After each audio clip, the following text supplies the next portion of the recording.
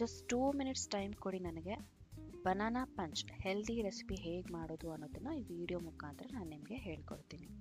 ರಾಣೀಸ್ ಕಿಚನ್ಗೆ ಸ್ವಾಗತ.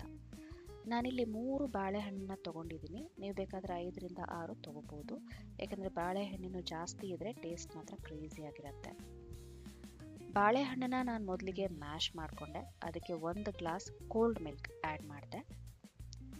ಈ ಥರ ಕೋರ್ಸ್ಲಿ ಗ್ರೈಂಡ್ ಮಾಡಿಕೊಂಡು ಕ್ಯಾಶ್ಯೂಸ್ನ ಆ್ಯಡ್ ಮಾಡ್ಕೋಬೋದು. ಯಾಕಂದರೆ ಕ್ಯಾಶ್ಯೂ ಪೀಸಸ್ ಬಾಯಿಗೆ ಸಿಗ್ತಾ ಇದ್ದರೆ ಟೇಸ್ಟ್ ಕೂಡ ಅಷ್ಟೇ ಚೆನ್ನಾಗಿರುತ್ತೆ. ಸೊ ಫೈನ್ ಪೌಡ್ರ್ ಆಗಿ ಮಾಡ್ಕೋಬೇಡಿ.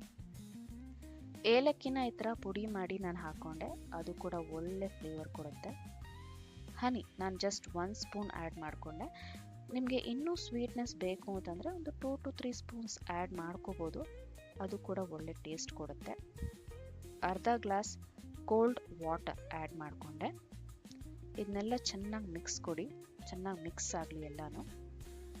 ಈಗ ಸಡನ್ನಾಗಿ ಯಾರಾದರೂ ಗೆಸ್ಟ್ ಬಂದುಬಿಡ್ತಾರೆ. ಅವ್ರಿಗೆ ಕಾಫಿನೋ ಟೀನೋ ಕೊಡೋದ್ರ ಬದಲು ಈ ಥರ ಏನಾದರೂ ಡಿಫ್ರೆಂಟಾಗಿ ಮಾಡಿಕೊಡಿ. ಆವಾಗ ಒಳ್ಳೆ ಟೇಸ್ಟಿಯಾಗಿ ಹೆಲ್ದಿಯಾಗಿರೋ ರೆಸಿಪಿನ ನೀವು ಅವ್ರಿಗೆ ಕೊಟ್ಟಾಗುತ್ತೆ. ಅವರು ಕೂಡ ತುಂಬ ಎಂಜಾಯ್ ಮಾಡ್ತಾರೆ ಈ ಡ್ರಿಂಕ್ನ, I promise.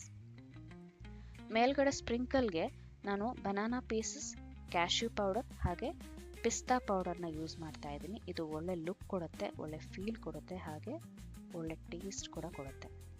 Trust me, this is so crazy and you will definitely enjoy.